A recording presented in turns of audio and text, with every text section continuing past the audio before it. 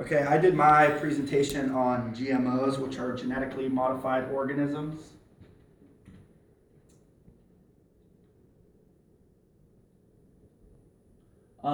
What are GMOs? I just want to give you a little introduction. We live in a society today where bigger is better. People walk around with cell phones that you compare to 20 years ago, and they're double the size. Everybody wants, your food. You want your meals supersized, and I'm here to just tell you that the bigger option is not always the better option. When buying food products, especially, the bigger option is most likely the genetically modified option. And that brings me to my topic today, which is GMOs. They were introduced in 1996. GMOs are organisms whose genetic material has been artificially manipulated to meet a certain characteristic trait. For example, like weather-resistant crops, bug-resistant crops, larger size organisms for added consumer value. Today, GMOs can be found in nearly 80% of conventional foods. The most common foods with GMOs in them are corn, soybeans, and grapeseed oil. And they can also be found in meat and dairy products. Here I have a couple examples. You can see the difference here, an organic tomato compared to the genetically modified tomato. You can just see the discoloration. Of course, this is an extreme example, but you see that all the time. Like with apples in stores, I noticed the other day when I was grocery shopping, there's apples that are double the size of the ones that you would find on trees. And like I said, that's not always the better option. Here you can see the two different eggs.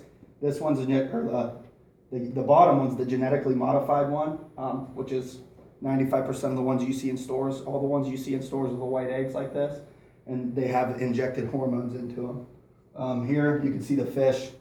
This is obviously the genetically modified fish, and this is just a farm-raised organic fish. What's the issue with GMOs? The United States is overlooking this issue because there are no regulations requiring the FDA to label foods with GMO ingredients. In 60 countries around the world, there are major restrictions and even bans on the production and sale of GMOs. The health issues, when GMOs were introduced in 1996, the percentage of Americans with 3 or more chronic illnesses went from 7% to 13% in just a few years. Food allergies significantly increased, as well as disorders like autism, reproductive disorders, and digestive disorders. Another big issue in terms of health with GMO products, they're designed to be antibiotic resistant. This could present a problem because you get ill, you go to the doctor to get an antibiotic, and it may not work for you because of the products that you're eating. Here's some more pictures I have. Up here in the top left, this is a rat. You can see the differences in the non-GMO and the GMO fed. And this is the cells in the intestinal wall. You can see how abnormal they're growing. This is a normal growth. These ones are growing off to the side, and they're much larger than those ones. This is the same thing, same with the rat. This is the stomach lining. The stomach lining here is almost double the size, and this was found to be cancerous. As you can see down here, another rat project, you can see the tumors on the rat. That was GMO fed. And then over here, this is a pig. You can see this is a normal pig stomach, and then this is one GMO fed with the discoloration and the different size. Impacts on the environment. The chemicals from the GMO plants can damage an entire ecosystem. For example, a bug may eat a GMO plant. The bird eats the bug, the bird is eaten by a fox, and the fox eaten by a coyote, and so on. So you can see by just having one product out there, it can damage an entire ecosystem. A GMO can infect the water system. Crops have runoff.